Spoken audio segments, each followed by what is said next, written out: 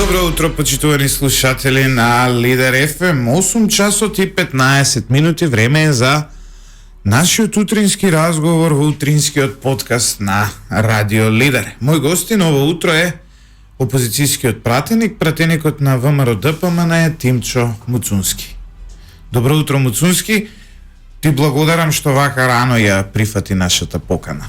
Добро утро, ви благодарам за поканата.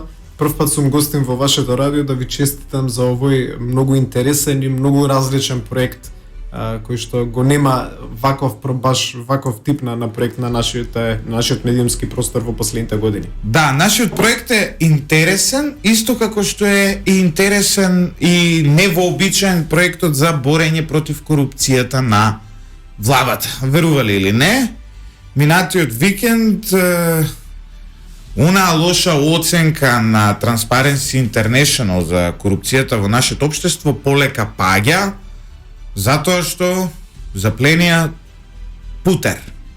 Околу 100 килограми, ако не се лажам, или нешто помалку, путер кој бил нели со поминат рок. И ова не е сценарио на Джон Клис и на Монти Пајтон, туку е реална политика која ние ја видовме низ медиумите и низ изјавата на вице-премиерот Љупчо Николовски. Ве замолкна за борбата против корупција како опозиција, ми се чини. Некојаш е тешко да се даде коментар на вакви прашања. Јас би кажал прво дека безбедноста на храната не е незначајно прашање. Напротив е многу значајно прашање и за заштита на нашето здравје и на нашите семејства, но не мислам дека е далеку од прв приоритет во борбата против високата корупција. Вие добро нотиравте, по перцепција на корупција сме на европско дно. Фактички ја гледаме корупцијата дека постои во секоја пора на нашето општество и во таа смисла јас навистина не гледам никаква врска помеѓу безбедноста на храната, која што е битно прашање, си има институции во системот кои што треба да се грижат за тоа и тие кои што треба да се борат против високата корупција. Во последната недела мислам дека имаше, ако добро ги бројам, повеќе од 3-4 скандали на висока корупција. Од страна на институциите на владата имаше молки негирање, од страна на јавното обвинителство, како и што сме навикнати во последните години, веројатно нема ни предистрага, ни истрага, ни никакво постапување, но еве гледаме дека дефокусот се случува со вакви прашања. Кога се работи за високата корупција, и обвинителството и антикорупцијската комисија, која што морам да бидам искрен, беше единствена институција која што покажа некој барем минимален сигнал на постапување, но тие кои што се најодговорни, примерно јавното обвинителство, треба сериозно да си ја зафатат, да си ги превземат обврските кои што ги имаат според закон и да почнат да постапуваат против вистинската корупција, а не вака измислената корупција.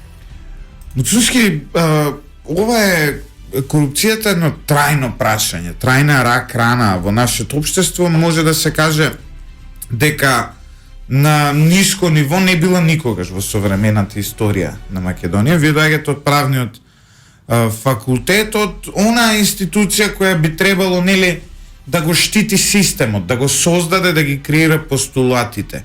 Кои се решенијата кои ВМРО ДПМН ги има во однос на корупцијата? Еве, доколку овој народ, граѓаните на Македонија одлучат да ви ја дадат довербата вас како политичка партија, во што ќе се разликува Македонија? Дали ќе останеме само на флоскули во ова антикорупционерско или ќе се создадат системски стандарди и институционални навики за решавање на овој проблем? Тоа е можеби најлегитимното прашање кој што вие сега го поставувате, затоа што од поставеност на опозиција е многу лесно да се нотира се тоа што е грешка во општеството. Таа висока корупција сите ја гледаме. Но вие го поставувате најлегитимното прашање. Кое е решението на овој проблем? По мене не е толку многу решението во промена на закони. Ние имаме генерално една солидна, може има некои аспекти што може да се подобрат, но генерално добра законска рамка за борба против висок криминал, против корупција. Првиот и примерен проблем кој што го имаме е примената на тие закони. И тоа граѓаните најдобро го знаат. Доколку учествувале во управна постапка, во судска постапка, во постапка пред јавен обвинител, односно тие што не слушаат знаат дека едно често гледаат на хартија, Ако ќе се соочат со институција на системот, дали е административна институција или дали е правосудна институција, примената некако се разликува од тоа што го има на хартија. Што значи треба да се постави една рамка на свесно и квалитетно применување на правна предвидливост. Примерно што мора да се случи. И навистина тоа да го правиме, а не само да го зборуваме во флоскули, е политичарите да ги тргнат рацете не само од правосудниот систем, туку и од јавната администрација. Да покажат дека навистина тие институции може да постапуваат независно и дека нема никакво влијание. Кај нас тоа несторување е само од гледна точка на демагогија. Значи сите велат ние немаме влијание врз правосудството, но гледаме дека правосудните институции постапуваат само против тие кои што не се припадници на политичката партија на власт. Потам да ве потсетам, ако се кеаме, еден голем антикорупцијски чекор беше промената на поранешната директорка на Агенцијата за европски образовни фондови, госпоѓата Лидија Димова. Се уште нема никаква кривична одговорност. Месеци помина. До каде е јавното обвинителство со постапувањето на тој предмет, каде што и представниците на власта јавно на неколку пресконференции признаа и имаме тука очигледно висока корупција и злоупотреба на јавни средства и средства од Европската унија. И се заборави во јавноста темата и сега никој не зборува, односно кога се работи за функционери на партијата на власт, правилата, кои што ќе кажам, се тука, постојат, имаме добар кривичен законник кој што треба одредени промени да му се случат, имаме квалитетен закон за кривична постапка и на тој му се потребни одредени промени, но во рамките на тој систем има начин како да се утврди одговорност. Муцунски, знаете, ова е навистина, како да кажам, поразувачки за една нација. Доколку, не знам, утопијата, совршеното општество на Запад представува едно високо софистицирано технолошко општество во кое нели ќе има распределба на трудот, во која ќе има поправедни односи и така натаму, кај нас совршено општество е да не работат партиски војници во администрација. И ова го разговараме на 15 март 2021 година. Значи, многу години по воспоставувањето на плурализмот во Македонија, ние се уште не можеме да се ослободиме од монополот на партиите врз јавната администрација. Тука, значи, токму овој проблем е навистина оно што го создава целиот овој процес да биде ужасно тежок. Особено ако знаеме дека партиските машинери можат да функционираат само доколку им дадат некаква трошка на оние кои се борат за нив и тоа прераснува во еден циклус од кој не може да се ослободиме. Се согласувам со вас, ова е крајната констатација на тоа што вие кажувате, дека ни е потребна и деполитизација, односно департизација на секој аспект на општествено владење. Но јас малку поинаку би почнал. Проблемот оди од горе надолу. Значи, да се вратиме ние низ годините, дека сега врвни бизнисмени во државата ни се поранешни политичари, кои што пред да влезат во политиката ни од блиску не располагале со таков капитал со кој што располагаат сега. И сега голем дел од тие дури ни објаснуваат и како треба да постигнуваме и политички решенија, се појавуваат и во форма на експерти, но ајде реално да го отвориме прашањето за потеклото на имот на политичарите и на сите политичари од независноста до денес. И веројатно, ако се отвори навистина да создаде една квалитетна законска рамка, нешто што ВМРО ДПМН го предлага во таа област, кај одредени политичари ќе видиме дека стекнувањето на тој имот не бил веројатно на тоа што нашите граѓани го познаваат како еден чист начин, што значи ние како општество мораме да направиме низ системот пример од некои луѓе кои што ја злоупотребиле својата функција, ја злоупотребиле својата моќ на грбот на нашите граѓани кои што макотрпно секој утро се будат во 6, во 7 часот, плаќаат чесно даноци, создале и акумулирале капитал кој што не смееле да го направат на таков начин. Јас не сум против во една пазарна економија доколку некој навистина работи со деловен поткат и честно си ги заработи парите, тоа е нормално и тоа треба да го поддржуваме бидејќи таков човек ќе вработи луѓе, ќе плаќа даноци. Но не можеме да поддржуваме кога политичари веднаш по завршувањето на мандатот ги гледаме навлегуваат во градежни експанзии, наеднаш стануваат огромни инвеститори, од каде се тие средства кои што сите знаеме дека претходно ги нема. Со 1000 евра плата или со 70 или со 80.000 денари? Значи, може би треба и да се покачат плати, ова колку и да звучи неатрактивно, да се покачат платите на оние кои се функционери, доколку да речеме еден директор во некоја сериозна институција има 80.000 денари плата денес, може би треба да земат 2000-3000 евра, но во случај на корупција да одговара на вистина поригорозно. Добро, тоа е политички непопуларно да се кажува. Сум го чул ова размислување кој што вие го давате, но и друго нешто тука би нотирал. Истиот овој впечаток што го има и за политичарите. Прво, не се сите политичари корумпирани, како што не се сите суди. Кој е оној кој верува дека Заев живее со колку има плата таму, 1200-1300 евра плата, дека живее со тие пари. Ако некој навистина верува во тоа, јас го сожалувам тој човек. Затоа кај нас корупцијата е онака видлива. Затоа, доколку ние само го отвориме прашањето за потеклото на имотот на политичарите и на нивните семејства, веројатно нашето општество ќе се фрапира. Но гледаме дека тоа беше една декларативна заложба и на мнозинството, а сега веќе нема никаква волја за тоа прашање. Ги спомнавте низата на корупцијски афери, подоцна ќе се навратиме на нив, и на набавката на вакцини и на се останато. Но она што беше на крај, нели, акумулација дека владата можеби не ја бива во справување со корупција, но затоа има извонредни способности во она што се нарекува политички пиар. Кога видоа дека не им оди, кога видоа дека имаат сериозни проблеми во справувањето со корупција, тие наеднаш најдоа една голема зверка, го најдоа вчера Орце Камчев и го ставија во притвор. И нас не ставија во една нелагодна позиција да треба да браниме човек кој има 300 милиони евра, што нормално секој со интелектуален, со политички, со новинарски кредибилитет помалку внимава, се пази за да не биде нели ставен во некоја нелагодна позиција. Не, и тоа А особено што станува збор за човекот кој го сруши СЈО преку аферата Рекет. И тоа не става и нас како политичари во незавидна позиција, затоа што во принцип политичар не би требало да коментира правосудни одлуки. Но во еден систем каде што е каков што е Македонија, вие гледате диспаритет во функционирањето на правосудството. За некоја мајка, за некоја мајка. Дем Дончев може да го фатат со цела торба со пари, се уште да е слободен човек. И ние сите ќе верувавме во кредибилитетот на тоа правосудство, посебно тие кои што се занимаваат со ваков профил на прашање, граѓаните ќе веруваат во кредибилитетот, доколку видевме и неколку представници, функционери на владеачкото мнозинство кои што исто така би биле предмет на одговорност на ова правосудство.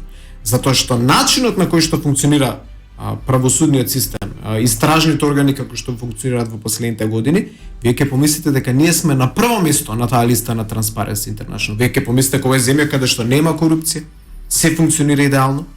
Значи ние имаме креирање, ви го кажавте, преку една пиар машинерија на лажна перцепција за што се случува во државата. Ова е една од најкорумпираните земји во Европа.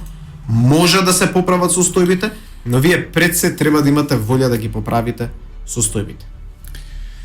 Верувате ли дека конечно на крајот од март ќе се исполни она ветување дека ќе почне вакцинација во Македонија масовно и дека ќе стигнат вакцините? Некако ние се навикнавме мерило во општеството да не биде крајот на. Чекавме крајот на декември, крајот на јануари, крајот на февруари, еве сега дојде крајот на март. Верувате ли дека конечно ќе почнеме доколку почнеме масовна вакцинација на крајот на март, што е оптимистичка варијанта, ние сепак ќе видиме последни во регионот? Прво, јас сум поборник на тоа дека некој кога работи нешто треба да го работи на професионално ниво. Како што вие во радиото вложувате максимално да дадете на вашите слушатели квалитетен крајен производ, а секој политичар треба максимално професионално да биде посветен на својата работа во интерес на граѓаните, од кои што избрани и кои што му делегирале таа моќ. Јас имам чувство дека во нашето општество се случува спротивноста на професионално работење, тоа е аматерско работење во секоја област. Вие во областа на вакцинацијата, ние сме на европско дно. Паралелно сме исто така први помеѓу последните кога се работи за степенот на смртност и на заболување од страна на COVID. Значи ние имаме тотална дисфункционалност во борбата против оваа пандемија.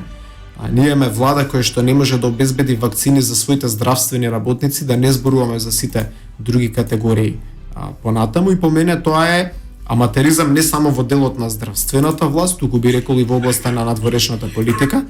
Има институции кои што имаат обврска да користат нашата дипломатска мрежа, да обезбедат што е можно повеќе вакцини, и за жал тие не постигнуваат во решавањето на тие проблеми. И на крајот на денот ние не се радуваме на тоа.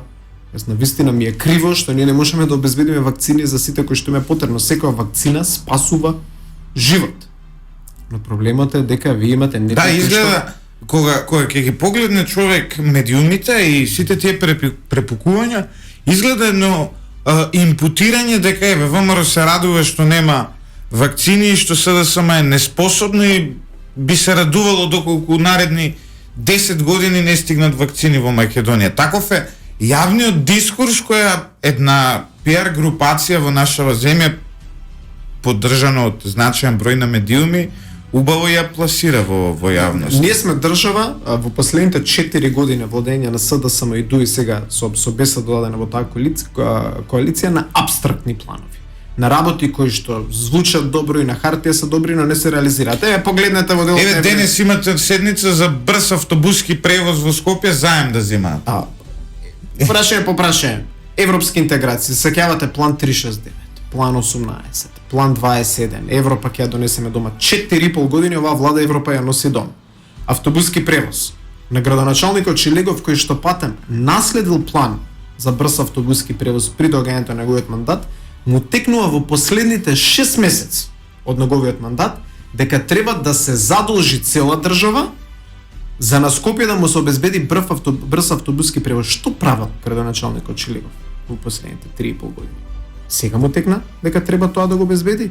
Или можел уште во првата година од својот мандат зимава се покажа во чистењето на снегот, со буџетот на град Скопје да направи нешто за подобрување на инфраструктурата, за подобрување на животната средина, една голема заложба, за подобрување на јавниот автобуски превоз. И сега во последните 6 месеци цела држава ќе се задолжува. Јас се согласувам, Скопје треба да има ефикасен брз превоз, но за тоа е тој буџет во град Скопје и согласно тоа што јас го знам, тој во моментот на доаѓање на неговата функција во 2017 година пред себе имал план за таков оставен од превоз, оставен од претходниот градоначалник, а сега градоначалникот на град Скопје му текнува 6 месеци пред завршувањето на неговиот мандат дека треба да реализира еден проект. Тоа е тоа на хартија, проекти на хартија, ветување, ке направиме, ке сториме, ке донесеме вакцини, следниот месец ке додат. Никој не се радува со тоа. Јас пак ќе кажам, јас би сакал Македонија, Европа да беше донесена дома. Јас би сакал да нема корупција во Македонија. Јас би сакал Скопје да има феноменален јавен превоз, тој јавен превоз. Но тоа ќе значи дека рейтингот на вашата партија ќе беше многу мал, доколку СДСМ успееше да го направи тоа. Тогаш ме разбирате? Но не треба ние работа да ги гледаме низ призмата само на дневната политика. Ние би требало сите да се бориме за општество кое што функционира квалитетно, за квалитетен живот, кај што помалку наши сограѓани ќе гледаат причина да се ислуваат. Борбата на политичките партии треба да биде борба на идеи. А вие не можете да се борите со како да се бориш со апстрактна идеја. И патем секоја втора реченица од нивната пиар служба е дека ВМРО ДПМН ги блокира проектите.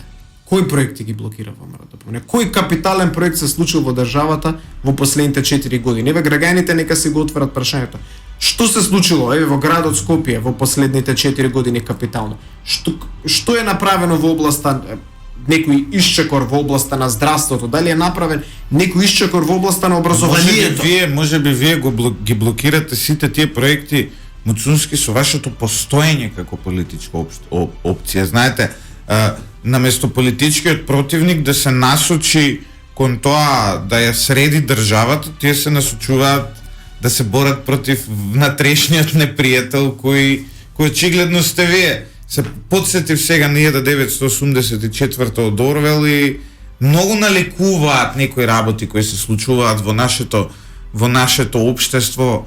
Знаете, тие сакаат во секого да најдат одреден Емануел Голдштайн кој е проблем за нивното општество, кој не кочи да одиме напред, а туку што не сме почнале. И тоа е ВМРО ДПМН во случај. Да, и сега знаете како се да не навлегуваме во содржината на нивниот концепт за односи со јавноста. И тоа е во принцип една флоскула дека едната страна е прогресивна, другата страна е ретроградна и за жал во тој простор каде што од позиција на власт во моментот имаат надмоќ, тие се обедуваат да наместо да е политиката да е една борба на идеи, борба не на дневна политика, борба на политики кој ќе понуди нешто поквалитетно за животната средина, за здравството, за образованието, а тоа да е практично отцрнување. И не е лесно, не е принципиелно, но затоа сме ние тука како опозиција да ги понудиме нашите идеи, да ги понудиме нашите алтернативи и да кажеме дека Македонија е мала држава која што може да биде многу пристојно место на живење, но вие треба да имате вистинска волја тоа да го направите. Покажавте на претходните избори еден интересен пример, излеговте од она би ја нарекол јас ВМРО-вска матрица на однесување и покажавте еден современ европски начин преку една реклама со електричен тротинет кој го користите секое утро. Почнува ли ВМРО ДПМН конечно еве да станува малку посовремена партија и ќе ги надминете ли како партија сите оние како да ги наречам наративи за комитство, војводство, за некакви борби од минатото? Прво мислам дека традицијата и историјата на ВМРО ДПМН е причината зошто ние како политичка партија, односно традицијата и историјата на ВМРО е причината зошто ние како политичка партија успеавме низ сите предизвици да останеме толку хомогени. Така да јас не мислам дека токму таа традиција и историја треба да биде напуштена од страна или занемарена. Или занемарена. Напротив, мислам дека треба да имаме многу голема почит бидејќи тоа е сршта на македонскиот национален идентитет. Но истовремено живееме во 21 век. Не значи дека ако имаш некој пристап кој што некои сметаат дека тој пристап ги нарушува стереотипите на тоа што значи да се биде член на ВМРО ДПМН, политичар од ВМРО ДПМН, дека вие по автоматизам ги напуштате и тие вредности. Значи има начин како да се биде современ, еве ако така можеме да го кажеме, при тоа цело време и почитувајќи тоа што е традиција и вредност. Мислите дека е можен тој баланс да се создаде? Мене навистина малку сум скептик во однос на ова, затоа што од една страна гледам во Македонија политичари, граѓани, активисти заглавени во некои други времиња, а од друга страна гледам луѓе кои пробуваат некако современо да се наметнат, да разговараат за важни теми. Еве, се сеќавате ли кога последен пат во Македонија некој разговарал за климатски промени? Што е то број 1 тема на планетава Земја. Не само климатски промени, има многу теми за кои што ние како општество не разговараме. Ова е 21 век. Ние како општество не сме го отвориле прашањето за регулација на криптовалутите. Ние како општество не сме отвориле прашање за регулација и што ќе се случи со вештачката интелигенција. Тие се прашања кои што тропаат на нашата врата, кои што современи регулаторни системи веќе ги дебатираат. Зошто? Затоа што ние сме заглавени во дискусија за путер, ние сме заглавени во дискусија за дневни политички прашања кои што нема да ги променат состојбите во општеството кон подобро, и нема да донесат поквалитетни работни места, нема да донесат повисок степен на економска продуктивност. Пазете, значи ние во најголемата здравствена криза се соочуваме и со една страшна економска и социјална криза. И ние гледаме по статистиките дека нашата влада се гордеја со тоа што најмалку помогнала во економијата и во здравството. Тоа гледавме низ призмата на недобивањето на помош од страна на Европската унија. Зошто не сме добиле помош? Затоа што не сме инвестирале колку што инвестирале земите членки на Европската унија и земите од регионот. И сега во собранието во моментот има пакет на закони кои што се поврзани со економска помош за компаниите, односно помош за исплата на плата на компаниите. Наместо тие закони да се стават на брза трака, во моментот ги кочи парламентарното мнозинство. имам јас теории зашто мислам дека тоа се случува, мислам дека тоа е многу свесно.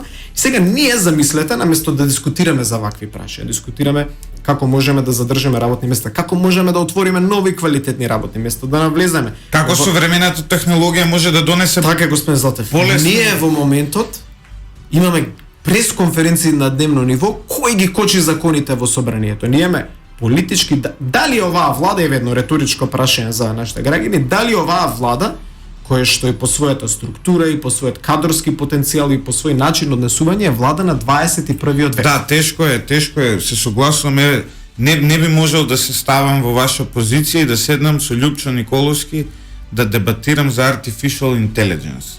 Тоа навистина ќе биде едно, не знам што би разговарал за artificial со голем дел од функционерите на власт, инаку кога сме кај artificial intelligence, тоа е сериозен предизвик. Читав во Politico Europe една сериозна анализа минатата недела дека Америка и Кина имаат ист пристап, дека треба што е можно повеќе да се употребува и да биде помалку регулирано, но од друга страна Европската унија е поригорозна и смета дека artificial intelligence, односно вештачката интелигенција, треба да биде под строга регулација за да не дојде до тоталитарни тенденции кои ќе навлезат во секоја пора на општеството и на граѓаните од маркетиншки побуди.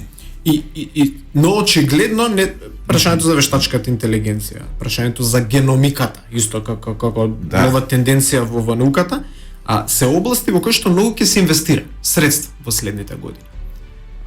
Од страна на држави, од страна на приватни корпорации, и ние во моментот треба да водиме дискусија како да го реформираме нашето високо образование, каде што би едуцирале млади луѓе да бидат подготвени за отварање на нови продуктивни работни места во област. Дали можеме да привлечеме некоја странска директна инвестиција која што ќе донесе сериозен капитал во Македонија, токму по некои вакви прашања.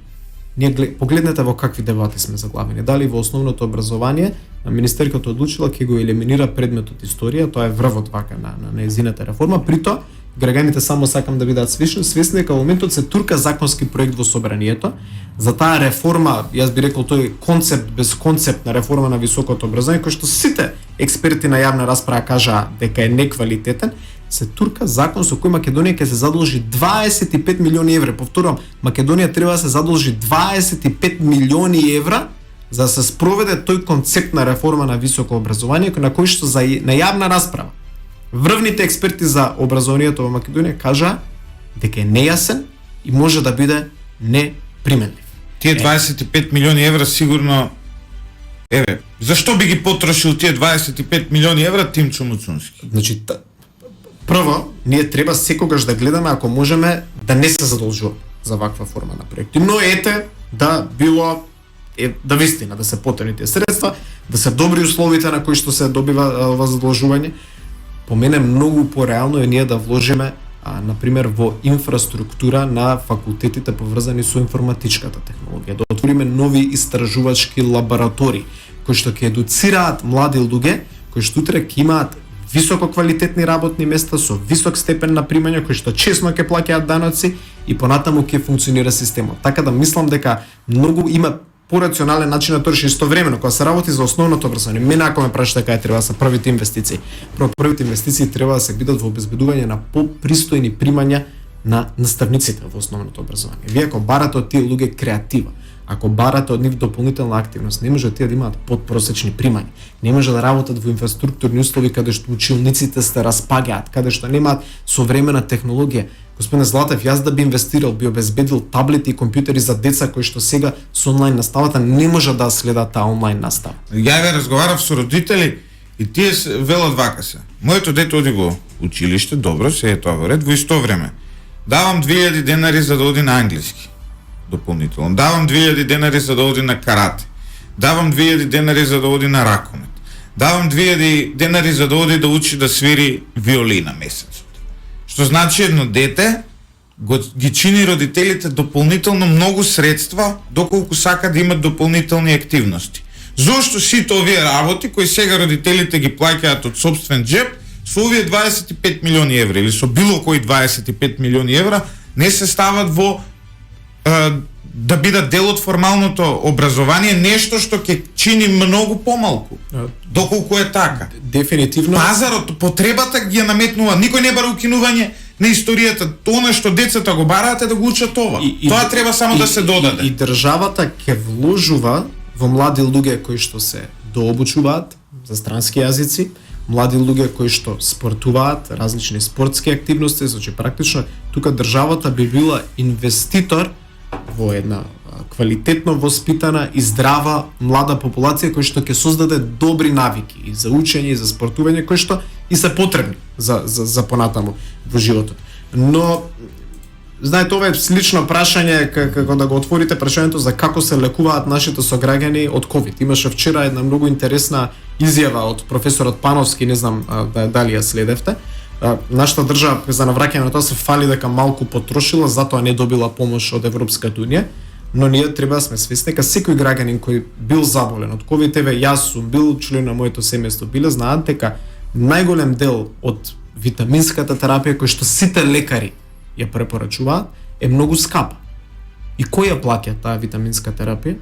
Сами си ја плаќаат граѓаните. Витамините обично се многу ефтини, генерално, и секогаш биле ефтини. Ја пијам од дете витамини секое утро, затоа што имам одредени здравствени проблеми поголем дел од животот и можам да ви кажам дека она што сега се случува со витамините е воено профитерство од страна на фармацевската индустрија. Зошто?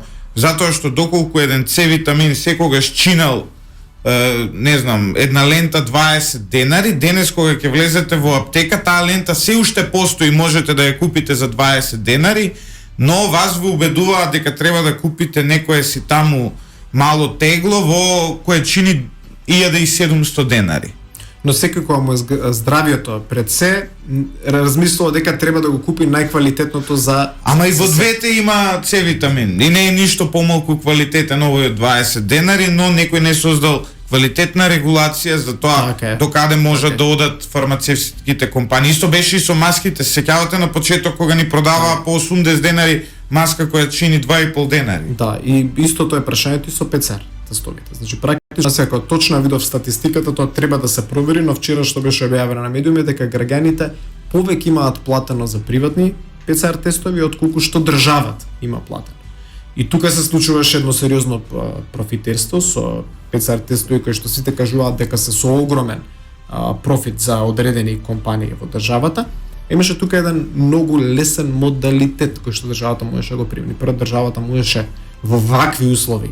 Се ако сум против тоа идеолошки, но ова се вонредни глобални услови, државата мораше да регулира цената на ПЦР тестот и јас би рекол државата требаше да покрие многу поголем број на ПЦР тестови отколку што тие што беа покриени. Така да има начин, доколку се има волја, доколку се има решителност и пак би рекол доколку се има професионален концепт за водење на работите. И ние само низ призмата на нашиот денешен разговор единствено што констатираме е дека се владее без концепт практично во секоја возможна област. Да, но немањето на концепт чини иселување на граѓаните, се повеќе млади луѓе ја напуштаат нашата земја. Од вашата која генерација бевте вие? 89. Од генерација 89-та, од тие што сте биле усредно, нели, помеѓу подобрите ученици, претпоставувам вие сте биле, пошто сепак сте од нели дел од универзитетот Кирил и Методи до ден денес. Колку од оние најквалитетните останаа во нашата земја? Голем број многу квалитетни мои пријатели, другари, блиски луѓе се имаат иселено. И јас би рекол дека единствена причина, баш вчера имав една таква дискусија, единствена причина за иселувањето не е само стандардот. Значи да, економскиот аспект, односно примањата се многу значајно прашање, но во дискусија со тие луѓе ќе видите дека по нив многу битни се оние прашања така наречени јавни работи. Значи колку зелени луѓе имаме, кој е квалитетот на нашата предучилишно воспитување, односно на нашите градинки, кој е квалитетот на нашиот образовен систем, каква е безбедноста, кој е квалитетот на правосудството и администрацијата, односно политизацијата и склоноста кон корупција. Сите тие фактори влијаат за младите луѓе да се иселуваат. Јас би рекол не е само едно многу битно прашање да обезбедиме што е можно повеќе квалитетни работни места, добро платени, кои што функционираат во добри услови, но многу побитно е да ги средиме и тие, мислам еднакво битно е, можеби не побитно, но еднакво битно е да ги средиме и тие други аспекти на нашето општествено функционирање кои што ќе направат, јас ќе го повторам тоа. Македонија може да биде многу пристојно место за живење. Ова е држава со мал број на жители.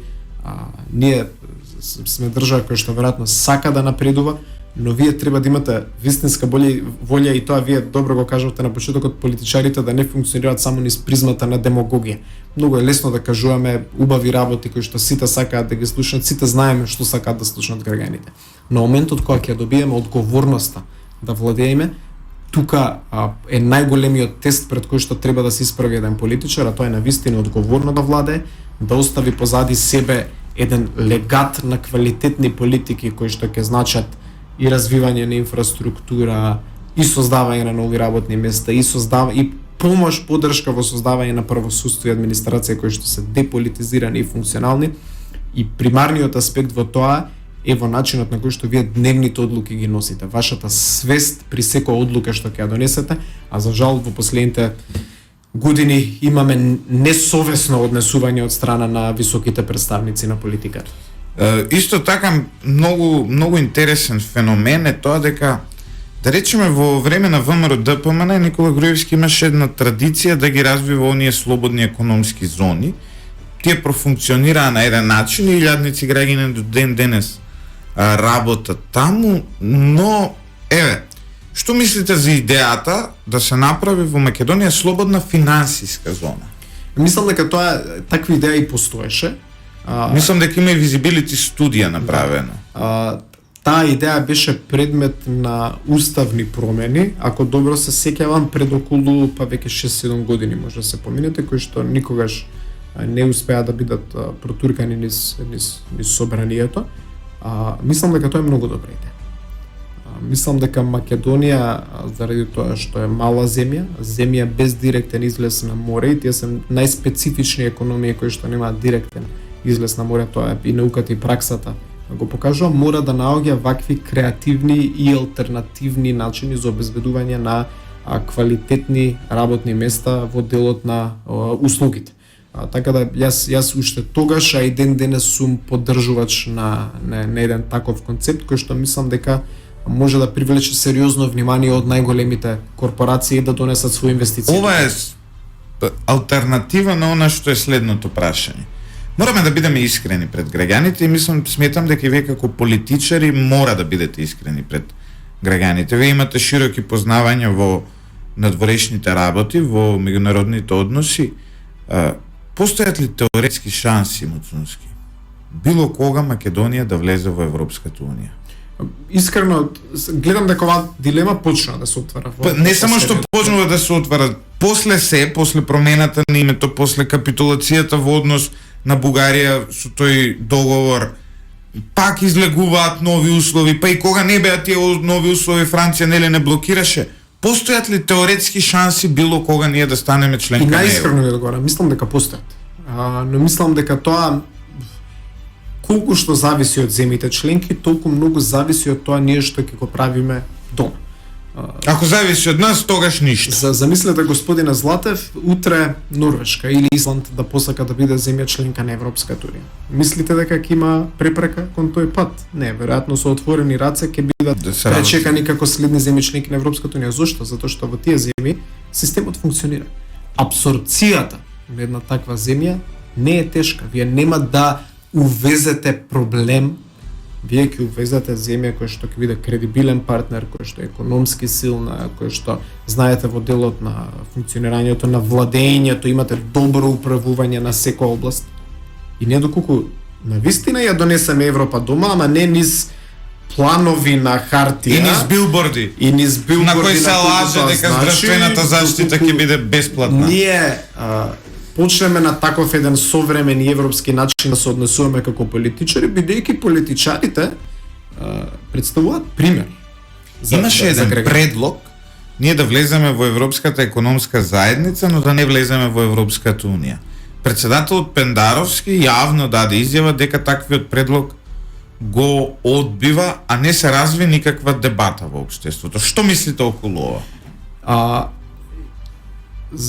Значи, јас лично сметам дека не треба ние да прифатиме исклучување на можноста нашата земја да стане полноправна членка на Европската унија, но кон тој пат треба да ги прифатиме сите можности кои што би ни се отвориле, кои што ќе значат поголем економски напредок, поголема економска отвореност кон земјите членки на Европската унија.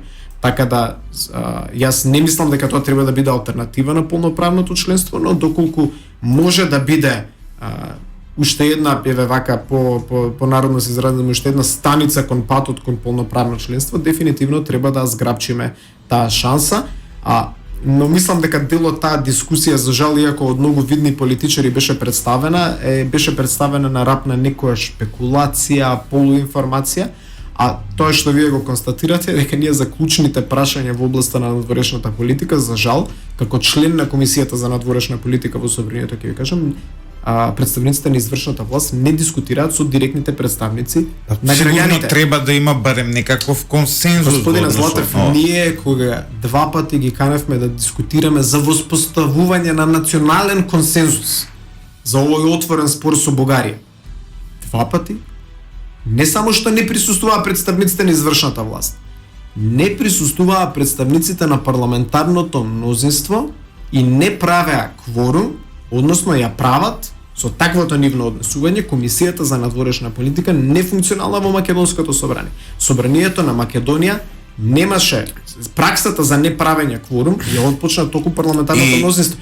Јас не би сакал да ги обвинам. Знаете, ние за жал сега и тие што не слушаат ќе ни речат ова е сега повторно постојано политиканство и обвинување. Не, ние имаме волја како опозиција, нудиме предлог, нудиме решение, а од другата страна и потоа вие да ги нема волја да А ги од друга слушате страна, само бугарите изгласаа декларација во своето собрание, поддржана од сите политички партии, во која дури и се негира македонскиот јазик. Таму имаше една целосна кохезија во однос на прашањето кон Македонија. Од наша страна, еве, не можете ни кворум да обезбедите. Тоа е жално што бевме во една ваква ситуација. Веројатно се уште има простор, но ние сме пак и тука во ова прашање во сферата на демагогијата. Вие ако слушате представници на властот, да, тука имаме конзистентен пристап, сите се согласуваме, тогаш ако е така, ако сите знаеме кои се националните црвени линии, ако сите знаеме зашто Македонија не е подготвена преговара, зашто ниту еден политичар нема легитимитет да преговара за историја, за идентитет, зашто не го заклучиме тоа? Јас сум сега хипотетички Зоран Заев и он сега почна да носи наочари, како и јас можеби малку и наликуваме. Вие сте Тимчо Муцунски од Комисијата за надворешни политики во Собранието. Која е црвената линија која вие ќе ми ја предложите? Црвената линија е тоа што е И како да го решиме проблемот со Бугарија? Црвената линија која што ние ја предлагаме е дека има прашања за кои што нема преговарање во 21 век. За историја е нелогично да се преговара. Може да дискутираат и дебатираат историски експерти.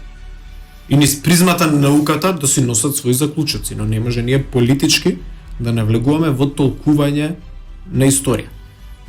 Не може да се преговара за постојани или непостојани национални малцинства пред се, бидејќи нивните права се регулирани согласно меѓународното јавно право. Ние можеме што сакаме на крајот на денот на хартија, некој што сака може да подпише. Не може вие да се откажете од името на некого кој што чувствува да се самоопределува како припадник на одредена заедница. Дополнително не може да се разговара за реалноста на македонскиот јазик. Тоа е во принцип, вака накратко кажано, што треба да биде содржината на националните црвени линии, односно јавно да кажеме како држава, зашто во оваа ера во која што живееме се навративме на дел од прашањето за кое што треба да дискутираме, е нерационално, нелогично, некоректно и навредливо да се наметнува политичка дебата на билатерално ниво помеѓу двете. Сега јас како Зоран Заев би сакал да ви одговорам на се ова, но не знам, еве сега 9 часот скоро, не знам од 9 часот Заев кој став го има во однос на прашање, затоа што 9-10 може да се разликува ставот во однос на 7 или во однос на 21 навечер, особено по бугарското прашање, сите можни ставови ги имаме слушнато од негова страна, и позитивни, и негативни, и прифаќачки, и патриотски, и предавнички, сите можни ставови ги имаме слушнато од страна на власта и јас искрено не знам што мисли власта во однос на Бугарија во овој момент. Единствено што е конзистентно е променливоста на ставовите. Колку и тоа чудно да звучи, но наша улога како опозиција е во оваа ситуација да бидеме максимални контролори, колку што можеме низ призмата на механизмите кои што ги имаме на едно вакво за жал предложивте тој законот за двојно државјанство да не сме. Предходната недела го подпишавме, ја пуштивме таа постапка во собранието. И сега како оди таму процедурата, кога ќе стигне тоа на ред за гласање, да речеме? Зависи од волјата на председателот на собранието во овој момент. Тој најмоќен човек во држава. Видите. Според ова што вие го говорите. Има начин на кој што некојаш одредени поединци во собранието одлучуваат да злоупотребат таа моќ, но мислам дека е многу побитно пораката што ќе се прати доколку не дојде тој закон на дневен ред на собранието. Можно е воопшто да не дојде? Видете, се е возможно.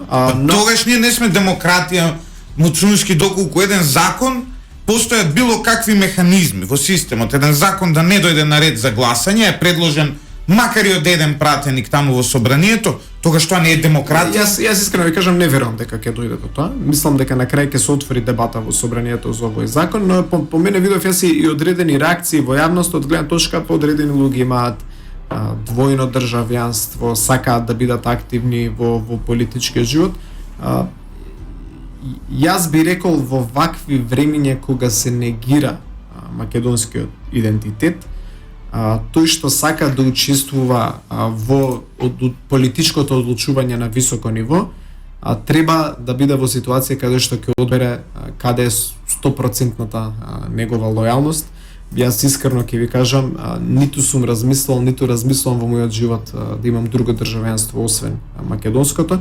Јас не го спорам правото на некој, тоа е апсолутно право некој да има двојно државјанство, но целосно се согласувам дека тие што ги извршуваат највисоките функции на државата, пред се заради заштитата некојаш на класифицирани информации кои што се добиваат, за да не бидат злоупотребени од страна на за да не бидат ставени пред избор за кој од двете држави треба да одлучат. Така, мислам дека е ова многу рационален чекор, да не го забравиме фактот дека има држави во светот кои што и не дозволуваат двојни државјанства за своите и за своите граѓани.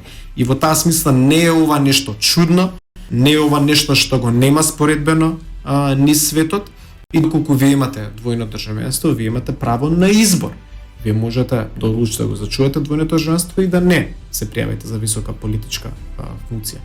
Да бидете или кандидат или именуван, како бидејќи овој исто веќе го имаме за именување на амбасадори на нашата држава, но доколку сакате да учествувате на некој, да бидете дел од некој од тие политички функции, тогаш ќе го имате правото на избор да се откажете од вашето второ државјанство. Од една страна во Македонија има попис кој вие како опозиција го ставате неговиот кредибилитет, особено поради ковид пандемијата, но и поради чудната методологија го ставате тој попис под знак прашалник. А од друга страна има маргинални политички опции на нашата сцена, кои се од невладиниот, но и од политичкиот сектор, кои повикуваат на своевиден бойкот на овој попис.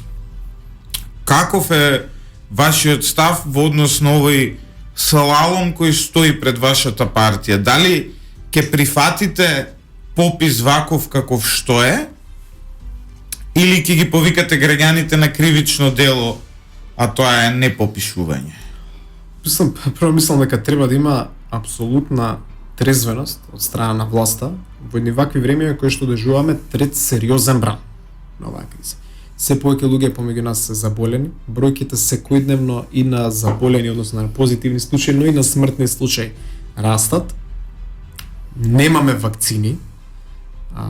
Очигледно здравствениот систем е пред поголем предизвик, почнуваат да се превземаат и мерки како што се полициски час, сега се благи, но гледаме во регионот стануваат и се построги, тоа во земји каде што степенот на вакцинација е на многу повисоко ниво од кај нас.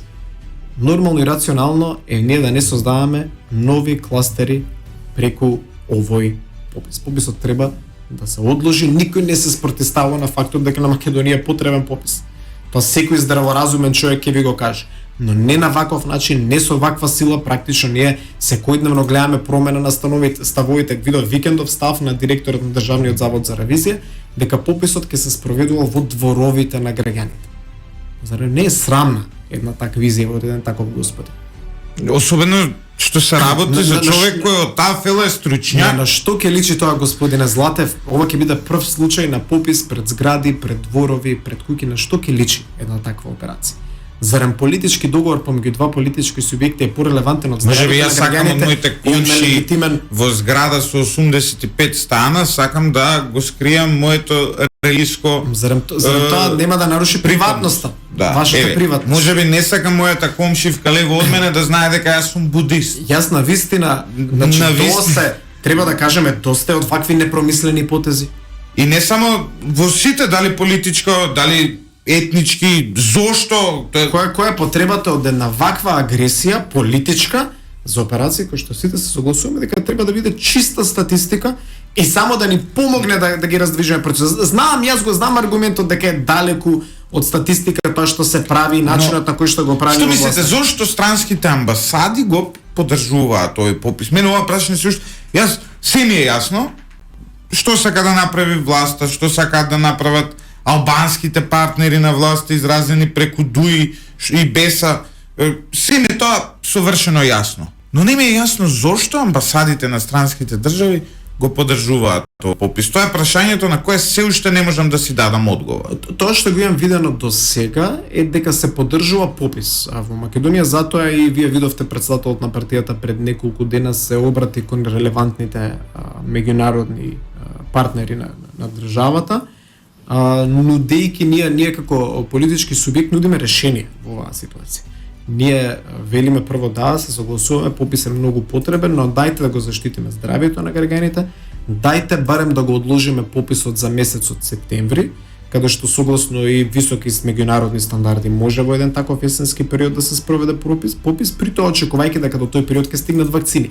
И за сите овие попишувачи да може да се вакцинираат, а и да може да обезбедиме едно чувство на сигурност кај граѓаните. Ние токму тоа решение го понудивме и пред представниците на меѓународната заедница. Некои можеби ќе се постави дилемата зашто и тие беа информирани за едно такво решение кое што го понудивме, затоа што Македонија е земја на пример кој што стреми да стане земја членка на Европската унија. Кога вие сакате да бидете дел од таа организација, разбирливо, да. Очекувано е дека ќе ги информирате и представниците на таа организација кои се вашите намери и мислам дека превземавме еден многу одговорен чин во таа насока, бидејќи оваа влада агресивно го тера ова сценарио, ние велиме има алтернативи, има начин на кој што може и попис да се спроведе, за кој што сите согласуваме, но пред се да го заштитиме здравјето на граѓаните, да не ставиме никој во дополнителен здравствен ризик, бидејќи ова е сепак вирус кој што за жал за голем број наши семејства има донесено и смртни случаи. Тој што не го почувствувал тоа, тој што не ја почувствувал тешкотијата на овој вирус, можеби не може да сочувствува, но веќе јас не знам семејство, не знам група на пријатели кои што немале барем неколку блиски кои што биле позитивни, тоа голем дел од нас знаат веројатно и такви кои што поминале со сериозни последици, при тоа не подценувајќи ги последиците кои што се случуваат на тие после нивното заболување, односно пост-ковид. Се најавуваше вонреден конгрес во ВМРО ДПМН, нема никаква информација се уште.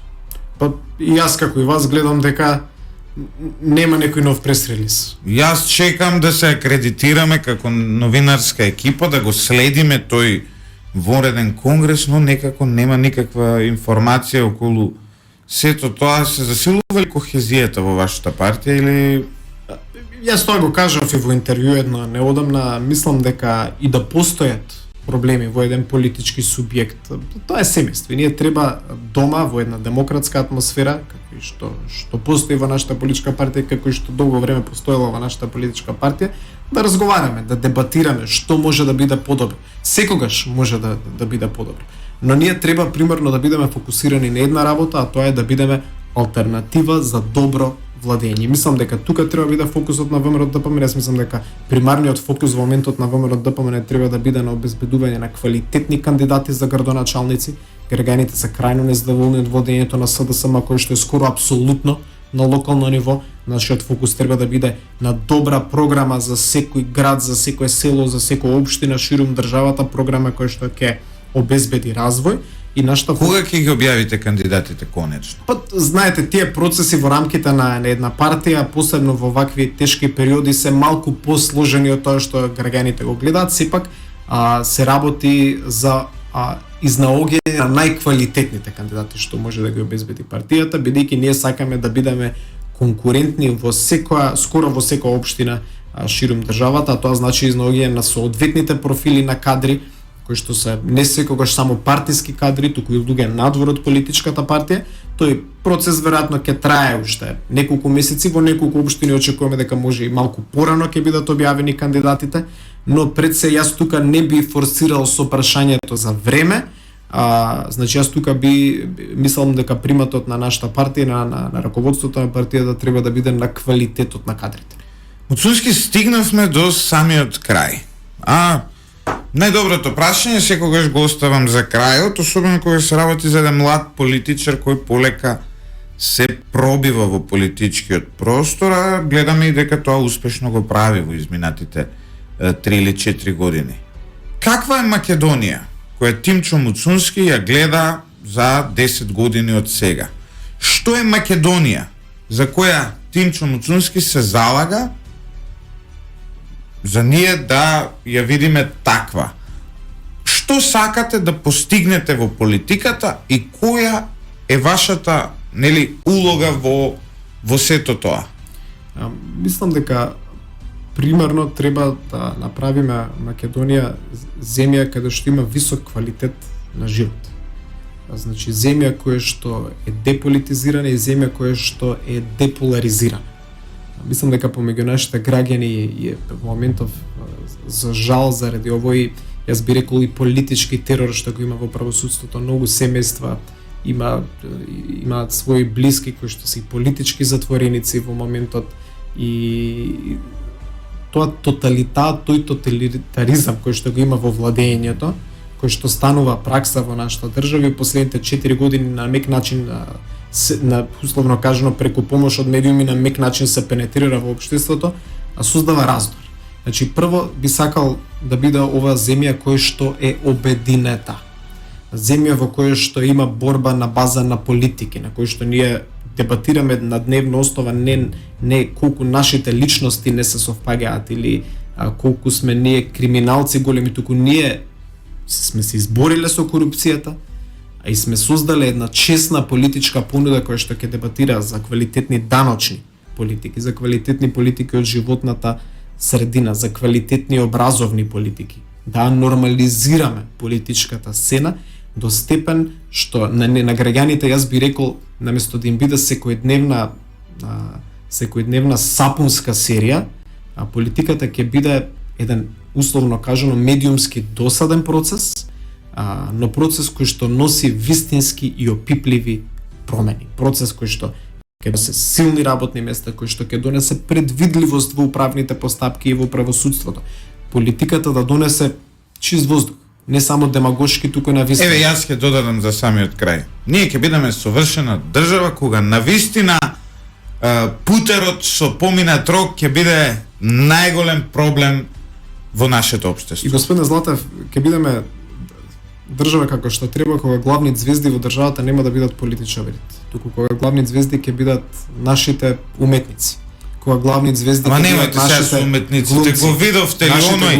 Не, јас сакам да кажам, извади таму бугарско знаме. Па сега вчера кажа двојно државјанство има. Ја мислам дека треба да се откажеме од учеството на Евровизија. Но мислам дека не треба политичарите да бидат главни телевизиски звезди, политичарите треба во позадина да создаваат промени во општеството, да дозволиме да функционира еден живот кој што ќе се базира на култура, живот каде што граѓаните ќе може да уживаат во тоа што имаат високи плати, што може да прошетаат во еден убав парк, да имаме квалитетен јавен превоз ширум нашите градови. Тоа е тоа на кое што ние треба да бидеме подпрени, за кое што треба да работиме. Ви благодарам многу. Ми беше драго што разговараме и се надевам дека во некоја наредна прилика повторно ќе имаме оваа шанса. Ќе ми биде задоволство. Почитувани слушатели, вие останете со 107,4 FM, јадете путер, немојте да јадете маргарин, затоа што маргаринот е навистина штетен производ. Маргаринот е една од по-канцерогените субстанции, за разлика од путерот кој е произведен директно од млеко. Путерот во исто време е и поздрав, па макар малку и да му биде поминат рокот. За жал, тоа е главен проблем во нашата држава и нашата влада покажува жестока борба против путерот. Веројатно сакајќи вие да јадете маргарин. Денес е 15 март 2021 година, јас сум Љупчо Златев, вие сте на фреквенцијата 107,4. Ова утро техничката реализација е во рацете на Јане Јанков и Мартина Костандинова. Останете со Лидер ФМ, продолжува радио Подиумот, кој е еден нов концепт на нашето радио, кој ќе може да го слушате секој утро од 7 наутро до 23 навечер. Лидер ФМ 107.